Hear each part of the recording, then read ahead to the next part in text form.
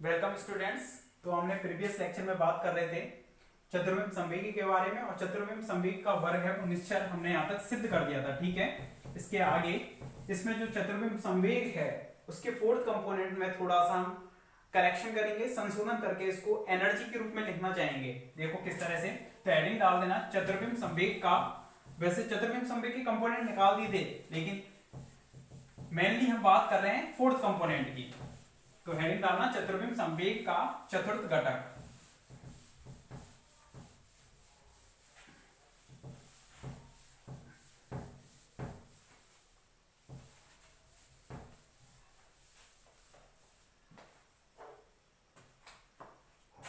चतुर्विम संवेग का चतुर्थ घटक, fourth component of 4D momentum. चतुर्विम संवेग का चतुर्थ घटक। तो इधर देखो, चूंकि चतुर्थ घटक क्या था, चतुर्विम संवेग का चतुर्थ घटक क्या था, P4 से रिप्रेजेंट कर रहे थे। P4 equal to m naught u mu था। तो एम नॉट इसको हम कितना लिख रहे थे, आयोटा सी गामा यू।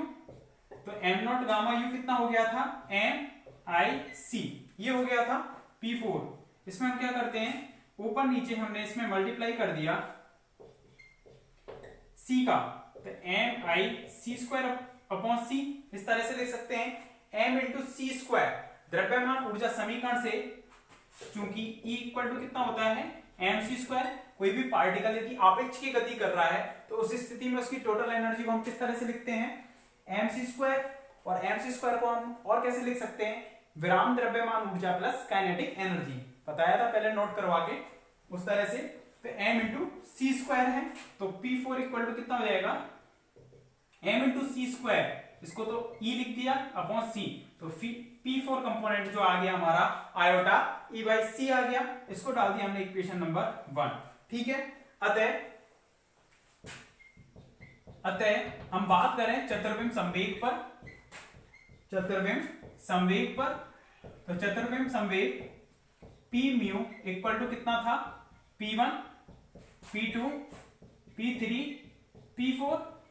अब हम बात कर रहे हैं संवेग वाले टर्म की, Px ये कितने के बराबर था, P बाई के, ये कितने के बराबर आया था, Pz। और P4 कितने के बराबर आ गया, आयोटा E बाई सी के। P म्यू जो आया है हमारा वो इस रूप में आ गया, या अथवा करके हम लिख सकते हैं इसको, P mu equal to P vector small p vector और आयोटा E बाई सी, इस रूप में लिख सकते हैं हम इसको। अब जरा इस चीज को देखो कि जो चतुर्विम संवेग है उसके प्रथम तीन घटक तो किस चीज को रिप्रेजेंट कर रहे हैं, संवेग को। जबकि फोर्थ कंपोनेंट है वो किसको रिप्रेजेंट कर रहा है, ऊर्जा को। तो हम त्रिविम में क्या करते हैं, एक तो संवेग संरक्षण का नियम पढ़ते हैं और एक ऊर्जा संरक्षण का नियम पढ़ते हैं। लेकिन कोई यदि ये कह रहा है कि चतुर्विम संवेग संरक्षण का नियम, चतुर्विम संवेग संरक्षण का नियम, तो उससे अभिप्राय क्या है, मतलब क्या है उससे, कि उसमें संवेग भी संरक्षित है और ऊर्जा भी संरक्षित है। अगर कोई ये कह रहा है कि किसी टक्कर के दौरान चतुर्विम संवेग है वो संरक्षित रहता है, मतलब क्या रहा कि उसमें संवेग भी निश्चल है, संरक्षित है, और ऊर्जा भी संरक्षित है। दोनों ही एक साथ बोल दिए, किसके रूप में, चतुर्विम संवेग के रूप में, क्योंकि प्रथम तीन कंपोनेंट्स रिप्रेजेंट कर रहे हैं संवेग को, और लास्ट कंपोनेंट है यानी कि फोर्थ कंपोनेंट रिप्रेजेंट कर रहा है ऊर्जा को। दोनों ही क्या रहेंगे, फिर वहां पर कांस्टेंट रहेंगे, संरक्षित रहेंगे। तो लिखें इसमें, पहले इसको लिख दो, चतुर्विम संवेग का चतुर्थ घटक। चूंकि चतुर्विम संवेग का चतुर्थ घटक, इसको करके वहां तक लिख दो पूरा।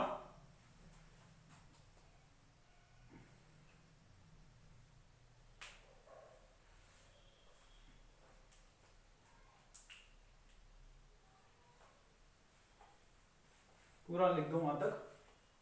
इक्वेशन नंबर इसको डाल देना 2।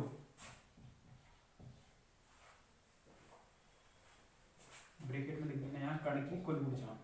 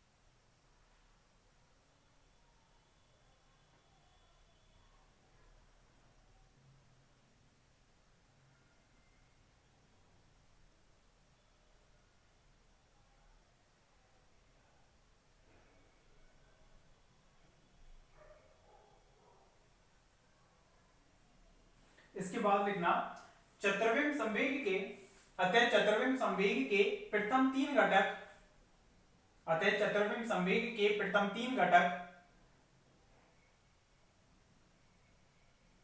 कण के संवेग से संबंधित होते हैं। चतुर्विम संवेग के प्रथम तीन घटक कण के संवेग से संबंधित होते हैं एवं चतुर्थ घटक ऊर्जा से संबंधित होता है एवं चतुर्थ घटक ऊर्जा से संबंधित होता है।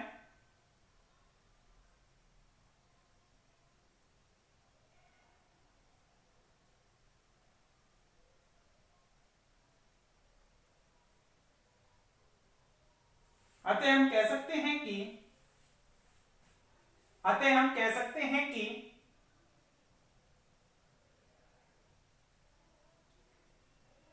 चतुर्विम संवेग किसी भी कण के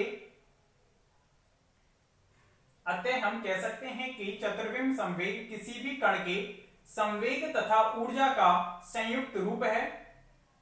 संवेग तथा ऊर्जा का संयुक्त रूप है। अतः चतुर्विम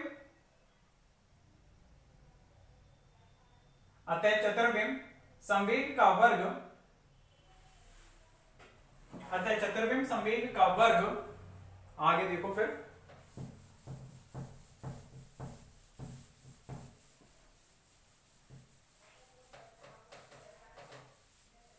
अतः चतुर्विम संवेग का वर्ग यानी कि पी म्यू का square summation of P mu का स्क्वायर हम इसको किस तरह से लिख सकते हैं P1 का स्क्वायर प्लस P2 का स्क्वायर प्लस P3 का स्क्वायर प्लस P4 का स्क्वायर। तो P1 कितने के बराबर है Px का स्क्वायर प्लस Py का स्क्वायर प्लस Pz का स्क्वायर, ठीक है, और प्लस में P4 कितने के बराबर है आयोटा E अपॉन C के स्क्वायर के बराबर है।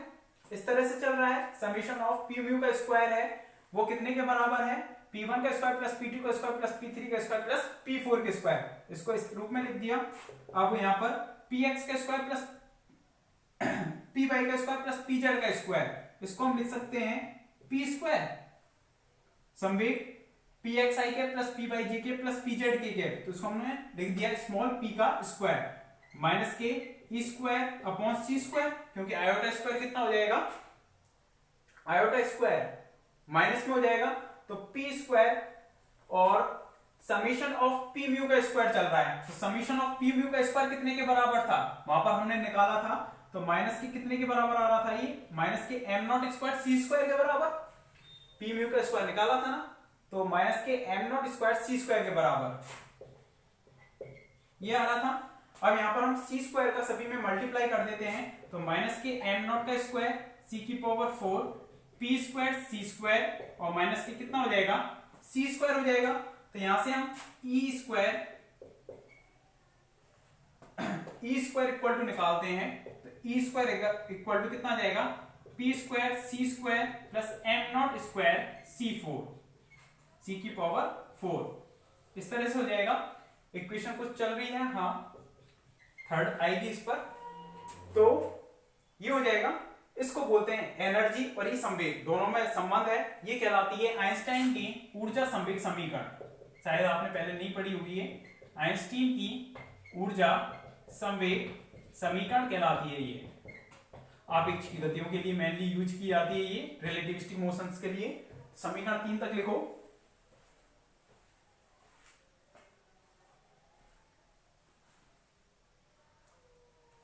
समीशन ऑफ पी म्यू का स्क्वायर इक्वल टू कितना हो गया P1 का स्क्वायर प्लस P2 का स्क्वायर प्लस P3 का स्क्वायर प्लस P4 का स्क्वायर और इसका यूज करते हुए हमने ऊर्जा संवेग समीकरण यहां पर निकाली है।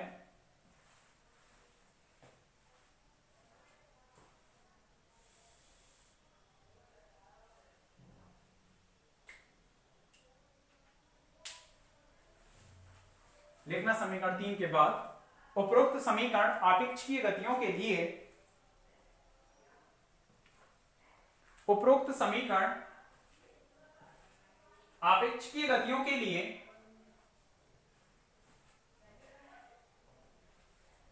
उपरोक्त समीकरण आपेक्षिकीय गतियों के लिए ऊर्जा एवं संवेग में संबंध को दर्शाती है। ऊर्जा एवं संवेग में संबंध को दर्शाती है। स्मॉल पी और कैपिटल पी में अंतर बनाकर चलना, ये ध्यान रखना। जैसे मैं बना के चल रहा हूं ऐसा बना सकते हो या आप जैसे भी बनाओ, लेकिन अंतर दिखना चाहिए, नहीं तो कंफ्यूजन हो जाएगी फिर। ऊर्जा एवं संवेग में संबंध को दर्शाती है, जिसे आइंस्टीन की ऊर्जा संवेग समीकरण कहते हैं, जिसे आइंस्टीन की ऊर्जा संवेग समीकरण कहते हैं। अतः समीकरण 3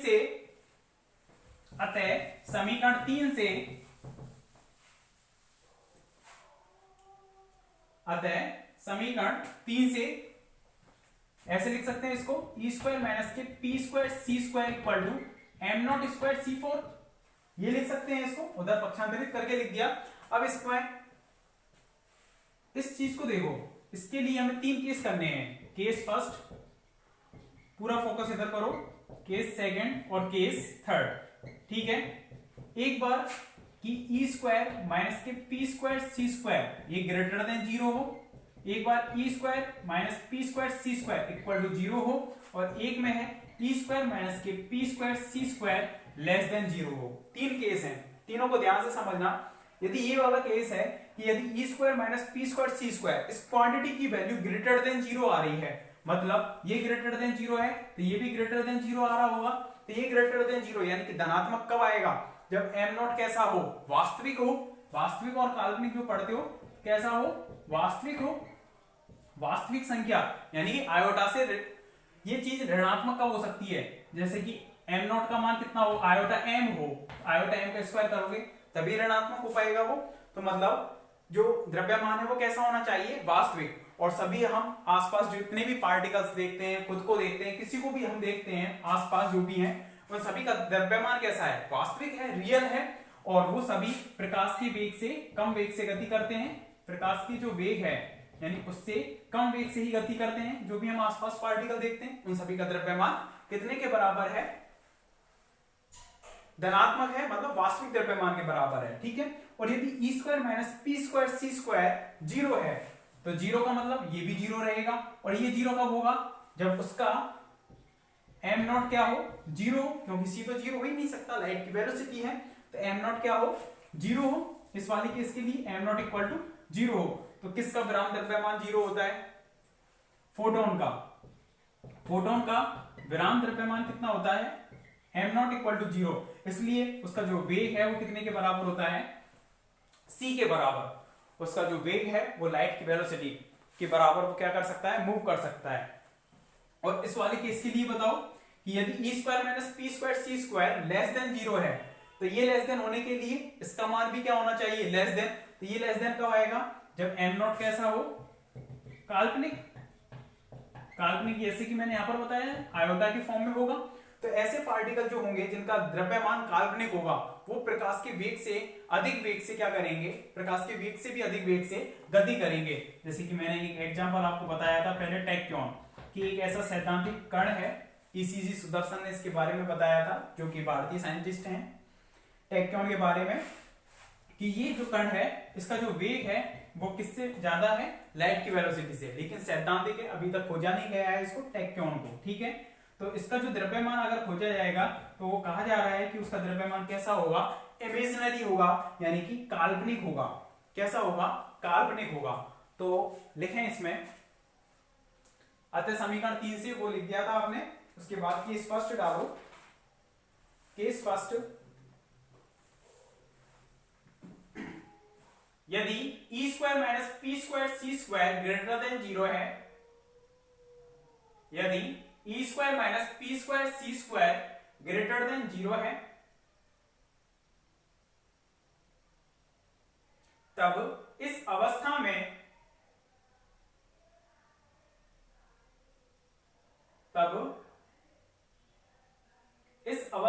कण का द्रव्यमान वास्तविक होगा। तब इस अवस्था में कण का द्रव्यमान वास्तविक होगा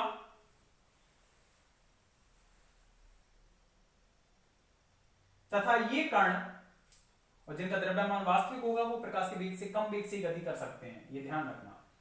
तथा ये कण प्रकाश के वेग से कम वेग से गति करते हैं, v टेंड्स टू c हो सकता है, ध्यान रखना, लेकिन v इक्वल टू c नहीं हो पाता किसी भी कण के लिए, अभी तक नहीं हुआ है प्रेजेंट में। तो तथा ये कण प्रकाश के वेग से कम वेग से गति करते हैं। इस वर्ग में सभी कण आते हैं, इस वर्ग में सभी कण आते हैं जो कि हम नॉर्मली देखते हैं, वो कण, मतलब सभी से मतलब क्या है, जो नॉर्मली हमारे आसपास हैं, सभी कण आते हैं। केस सेकंड, यदि e square minus p square c square equal to 0 है,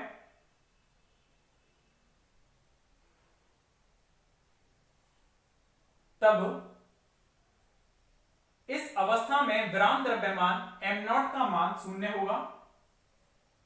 इस अवस्था में विराम द्रव्यमान m0 का मान 0 होगा तथा ये कण प्रकाश के वेग से गति करते हैं, तथा ये कण प्रकाश के वेग से गति करते हैं। एग्जाम्पल लिख देना, फोटोन, ब्रैकेट में लिख देना m0 इक्वल टू 0 तथा v equal to c, bracket में लिख देना m0 इक्वल टू 0 तथा v इक्वल टू c।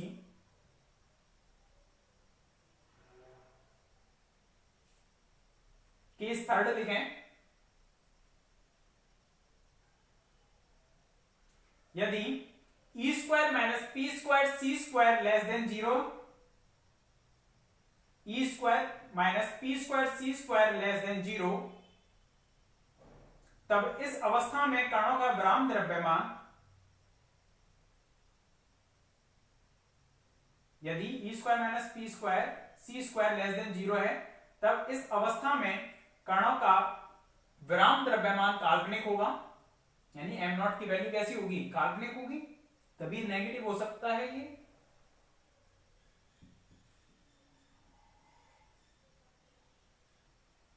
तथा ये कण प्रकाश के वेग से अधिक वेग से गति करते हैं, तथा ये कण प्रकाश के वेग से अधिक वेग से गति करते हैं, प्रकाश के वेग से अधिक वेग से गति करते हैं, प्रकाश के वेग से अधिक वेग से गति करते हैं। एग्जाम्पल लिख देना, टैक्योन, टैक्योन के बारे में मैं पहले बता चुका हूं, ईसीजी सुदर्शन ने इसके बारे में बताया था कि एक ऐसा पार्टिकल ब्रह्मांड में एग्जिस्ट कर सकता है, करता है, जिसका जो वेग है प्रकाश के वेग से अधिक है, लेकिन वो अभी तक ढूंढा नहीं गया है। ठीक है, इसके बाद हेडिंग डालो, चतुर्विम बल, चतुर्विम बल 4D force, 4D fourth dimension हो जाएगा, और फोर्स 4D फोर्स। ठीक है, तो देखो एक बार रिवाइज कर लेते हैं, हमने क्या क्या पढ़ा था। एक्स म्यू चतुर्विम सदिश पढ़ा था, उसके कंपोनेंट क्या थे, x1 x2 x3 x4, तो ये कितने आ रहे थे, x by Z iota ct। फिर हमने पढ़ा था u म्यू, इसको हम लिख रहे थे u1 u2 u3 u4, इसके कंपोनेंट कितने आए थे, gamma u ux, gamma u y, gamma u z और आयोटा c गामा u, ये आ रहा था। और इसके बाद हमने चतुर्विम संवेग पढ़ा था, इसके कंपोनेंट हम लिख रहे थे p1 p2 p3 p4, इस तरह से। और ये कितने आ रहे थे, px py pz iota e by c, इस तरह से आ रहे थे। चतुर्विम संवेग या चतुर्विम सदिश, चतुर्विम वेग, चतुर्विम संवेग। अब हम पढ़ेंगे चतुर्विम बल। तो बल और संवेग में आप संबंध जानते हो, क्या होता है कि संवेग में परिवर्तन की दर बल कहलाती है, F equal to dp upon dt।